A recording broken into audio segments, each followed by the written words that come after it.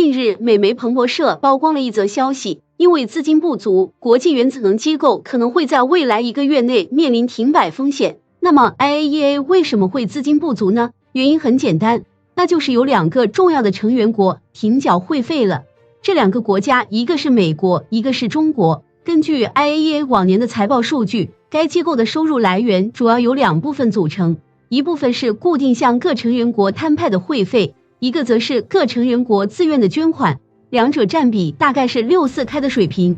举例来说，2021年的财报数据显示 ，IAEA 全年总收入6.267亿欧，其中摊派会费收入3.791亿欧，自愿捐款2.425亿欧。2020年总收入6.288亿欧，摊派会费收入3.774亿欧，自愿捐款2.407亿欧。但是今年，美国和中国在摊派会费这件事上都撂了挑子，美国拖欠了大约8000万欧，中国拖欠了大约6000万欧，2个国家加在一起，让 IAEA 出现了上亿的资金缺口。美国是拖欠国际组织会费的惯犯了，这一点不用多说。中国这个国际事务中的优等生拖欠会费却是非常少见的。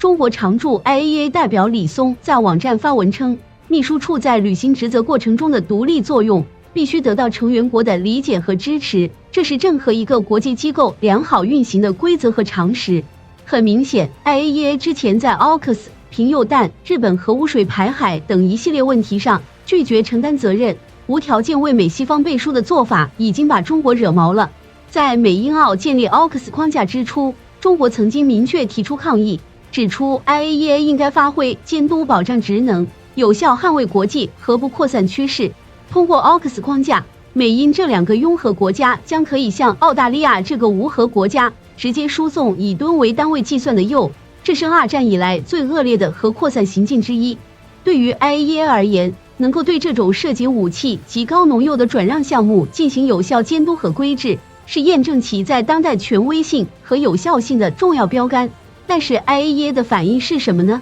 他请了特别工作组进行调查，但是目标不是建立起对于核扩散的有效多边监督框架，而是确保核材料和核技术能够以安全的方式转移到澳大利亚。说白了 ，IAEA 是为了给美英的核材料转移背书去的，是个美英把自己核扩散行为合规化的幌子。贫铀弹问题上，这2天 IAEA 也现场表演了一下何谓高高举起，轻轻放下。根据俄媒报道，在英美宣布支援乌军的贫铀弹先后到货之后， IAEA 总干事格罗西再次站出来为美英洗白，说向战场投放贫铀弹符合核安全要求，不会造成重大辐射危机。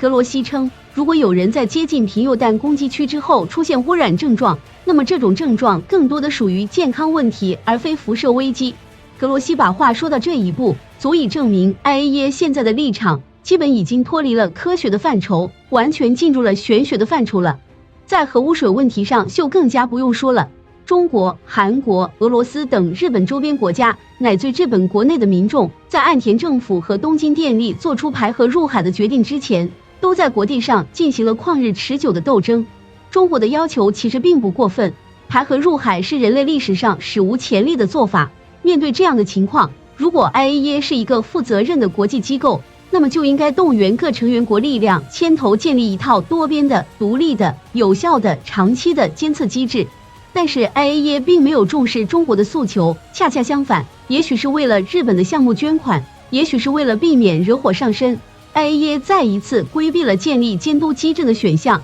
而是遵从了日本的要求，派出所谓的调查小组前往福岛，基于东电提供的数据、东电提供的水样展开测算和评估。哪怕是日本开闸放核之后， IAEA 所谓在线监测组页上更新了数据，也都是由东京电力提供的。在这样的框架下， IAEA 已经完全丧失了监督作用，成为了岸田政府和东电为自己排核驻海计划背书的白手套。到了美国、日本这里， IAEA 常年监控耶朗又浓缩进度，紧盯俄控区扎波罗热核电站时那种严谨热诚的工作态度似乎瞬间就消失了。到了这一步，即使是一直守规矩的中国，也是忍无可忍，无需再忍。中国的决定就是告诉世界，有必要使出强硬手段来推动 IAEA 进行改革。长期以来，在 IAEA 的会员国里面，中国都是那个老实孩子，按时缴纳摊派会费，但美国、日本的情况可就不一样了。比起摊派会费，美日这种国家更喜欢走资源捐款这条路，给 IAEA 提供资金。为什么呢？原因很简单，因为会费是直接交给 IAEA 自己调配的，而捐款是可以选择捐给什么项目的。因此，利用这条渠道，美日可以选择性的根据自己的需要，推进或者搁置某些 IAEA 主持的项目。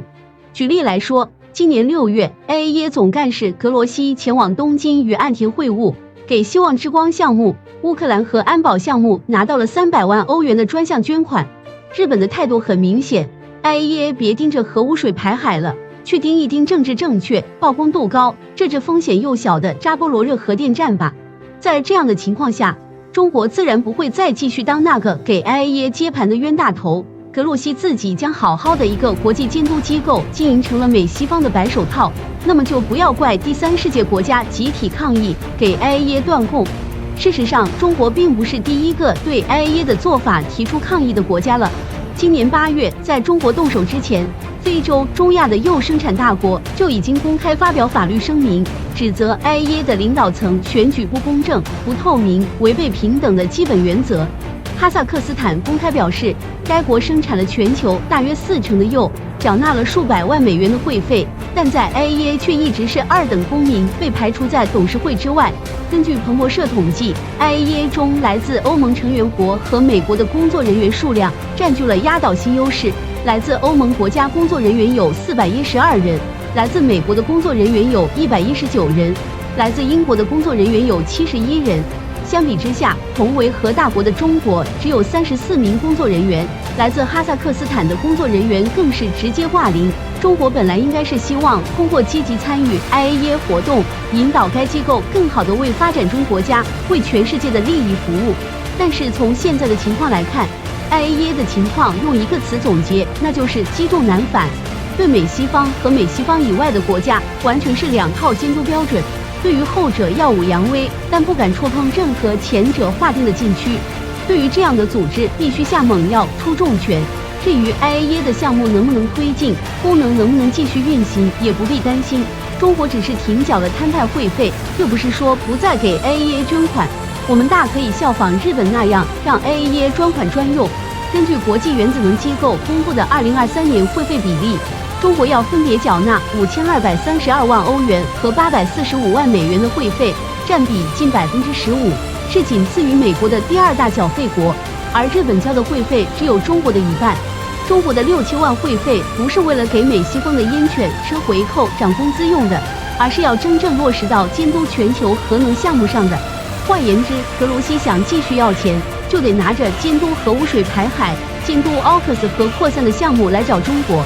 格罗西在抱怨中美拖欠会费的时候，说希望有关国家践行承诺。巧了，中国现在也在等着 IAEA 践行自己写在首页上的促进安全、可靠及和平利用核技术的承诺。IAEA 把承诺落实到位了，中国的承诺也会到位。IAEA 如果继续尸位素餐，甚至助纣为虐，选择性践行承诺，那么中国的捐款也可以选择性到位。要走哪一条路，格罗西可以自己好好想想。